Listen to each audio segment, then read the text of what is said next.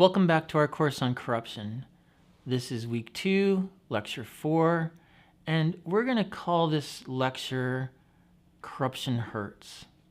It's not the most scientific or academic of names, but it's a pretty good description of the sum of the social costs, the aggregate of the social costs imposed by corruption. And corruption hurts in a couple of ways. One, it drastically affects the well-being of people and plants and animals. Secondly, within the well-being of people, I particularly want to highlight the psychic costs that are imposed by corruption. The preamble to the United Nations Convention Against Corruption, UNCAC, includes this paragraph. Corruption is an insidious plague that has a wide range of corrosive effects on societies. It undermines democracy and the rule of law, leads to violations of human rights, distorts markets, erodes the quality of life, and allows organized crime, terrorism, and other threats to human security to flourish. Research has verified all of these assertions. We know that corruption is closely associated with a decrease in the quality of infrastructure.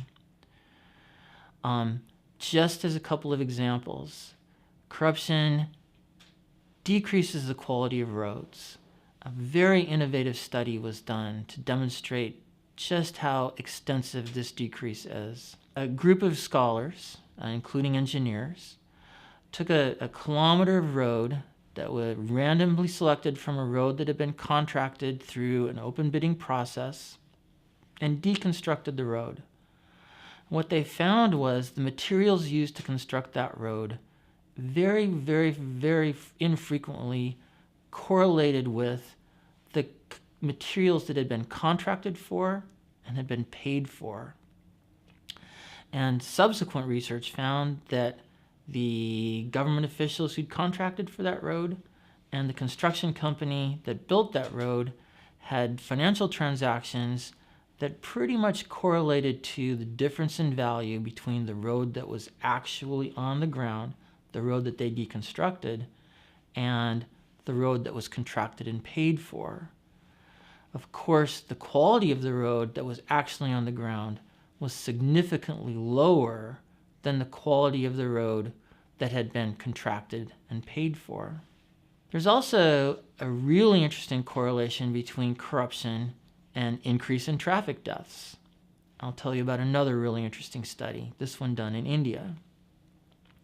In this study, researchers essentially prepared or didn't prepare a group of people who were applying for a driver's license.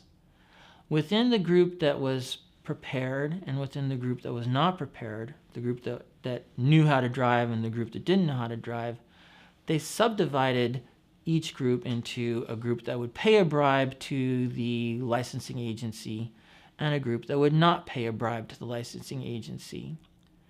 Now, in a system that protected all of us, a system that didn't put people on the road who didn't know how to drive, a system that didn't entrust people with a couple of 1,000 kilograms of steel who didn't know how to drive, people who don't know how to drive wouldn't get licenses. That would be the determining factor. But what this study found almost to a person was the determining factor was not, does a person know how to drive, but instead, would that person pay a bribe? In other words, the qualification for driving, the qualification for getting on the road with a couple 1,000 kilograms of metal hurtling at other people wasn't they know how to drive, it was did they pay a bribe?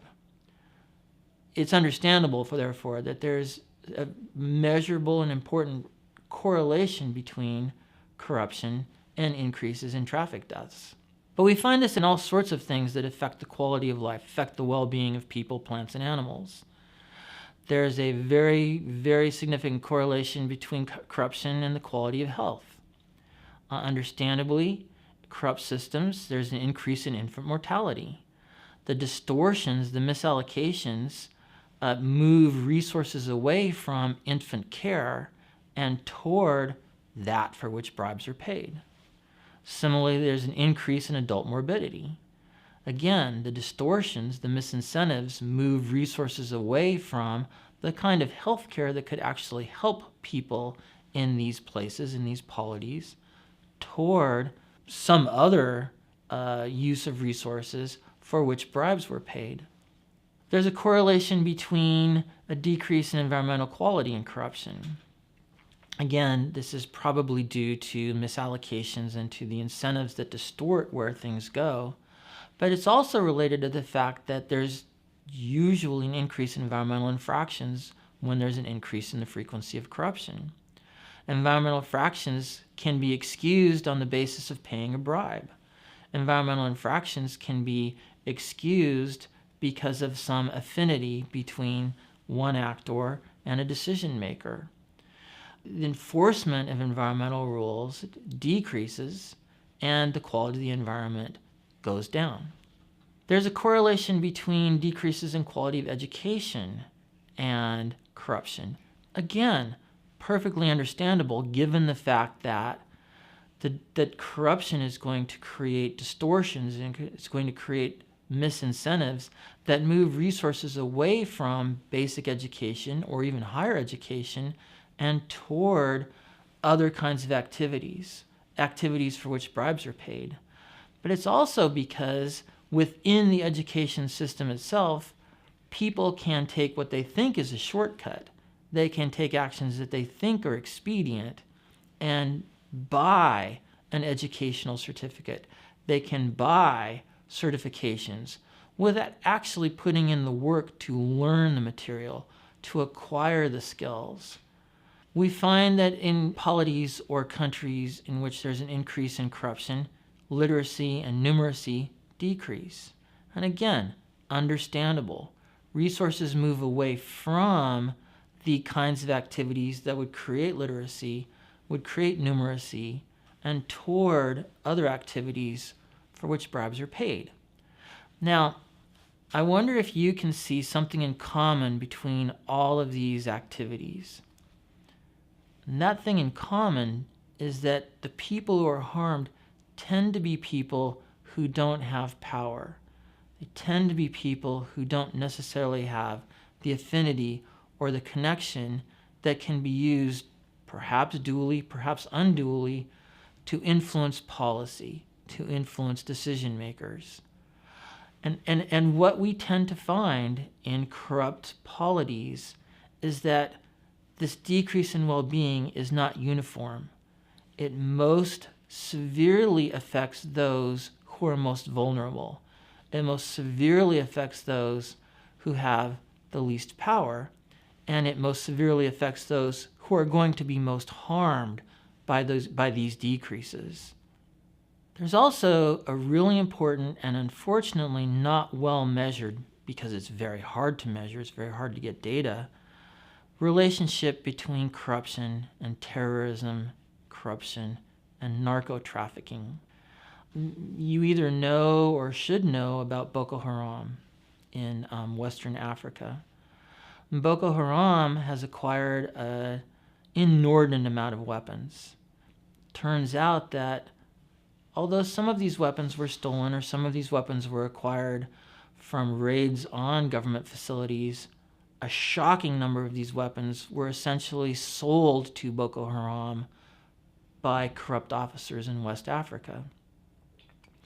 That's a kind of terrorism that manifests itself in pretty horrible ways. That's the kind of terrorism that deeply affects people on the ground in those polities. But it's not limited to Western Africa. Imagine hypothetically a customs agent who passes goods on the basis not of them meeting the qualifications for goods coming into this particular customs territory, but instead on the basis of a bribe. That customs officer has no incentive to determine whether or not what's coming in are goods that can be used by terrorists. Weapons, bombs, biochemical terrorist material. Instead, that customs officer is only looking at the quality of the bribe. And therefore, corruption creates a gaping hole in what otherwise might be a bulwark against these kinds of material. And it's the same with people and information and other things used or consisting of terrorism. Narco-trafficking, the same. When an officer is looking at the quality of the bribe rather than the material, narcotics can pass through. That creates a very large incentive on behalf of people who are trafficking in narcotics, people who have inordinate amounts of money, to try to corrupt these decision makers. And so we know there's a very strong link between terrorism and corruption, and a very strong link between narco-trafficking and corruption, even though we can't measure it. And of course, terrorism and narco-trafficking both profoundly can affect the well-being of a people as well as plants and animals. Within the overall sphere of well-being, there's one injury I want to highlight in particular, and that is the psychic damage that's caused by corruption. People who are in a position of power or who are in a position of being relatively well off, people who have not experienced endemic corruption, particularly petty corruption, often dismiss corruption, often dismiss extortion, often dismiss the daily kind of tic-tac demands that are made as, well, that's just part of the background. That's just something I sail through as I go through my days here, or that's something that shouldn't bother them very much. In reality, what we're learning, and we're learning this through first-hand accounts, we're learning this through testimonials that are given by people who've long lived under these systems, is that the psychic damage can be profound. Remember what we're talking about here. We're talking about people who have been entrusted or people who have been given power. These are people who have control over something that should be available to everyone. And these people are abusing or misusing their power. They're using their control over others. And that highlights the vulnerability of these others. That places these others in a position where they no longer have control. And this happens in some polities day after day after day for the most mundane things. This places these people in a position where they may appear weak to their families. This places these people in a position where they may feel helpless. This places these people in a position where they are the victim. It may be a small victim, it may be a victim of a small thing, but they are the victim. And cumulatively, this creates a condition similar to traumatic stress, similar to a long-going traumatic event.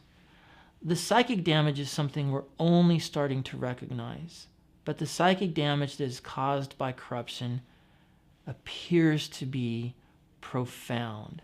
And if there is no better expression of it, if there's no more compelling reason for us to understand the psychic damage, I want you to go back and think of those people we talked about on the very first day. People who are willing to risk their lives. People who are willing to sacrifice almost everything. Willing to stand in the rain. Willing to stand under the sun, the darkness of night, to protest these violations, to protest their vulnerability. They are rebelling against the psychic damage that's caused by corruption. So, in terms of corruption causing damages, in terms of the hurt that corruption causes, corruption inflicts a magnitude of damage on society. It drastically affects the well-being of people as well as plants and animals. And that is why the United Nations says that corruption may be considered a human rights violation, that corruption has risen to the level of affecting basic human rights. Thank you, and I look forward to our next lecture.